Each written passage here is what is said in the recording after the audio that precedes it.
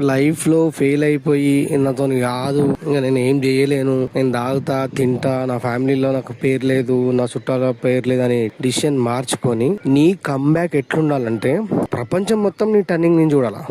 ఒక్కసారి గుర్తుపెట్టుకో, నీతో నైతది అని డిసైడ్ అయినాం అనుకో, నీ కంబ్యాక్ చూసి నీ ఫ్యామిలీ, నీ చుట్టాలు, నీ ఊరోళ్ళు, సిటీ వాళ్ళు అందరు, ఆఖరికి సోషల్ మీడియా, దేశం, రాష్ట్రం అన్ని టర్నింగ్ అయ్యాడు, ఈడేంద్ర ఇంత చేంజ్ అయిపోయింది అనే స్థితికి రావాలా. అప్పుడు అంత కంబ్యాక్ తీసుకుంటే నీ లైఫ్లో నువ్వు అనుకున్నది సాధించిన. కంబ్యాక్ తీసుకోవాలంటే ఒక్కసారి నీకు నువ్వే తోపని డిసైడ్ కావాలి, అప్పుడు తప్ప నువ్వు చేంజ్ కావు.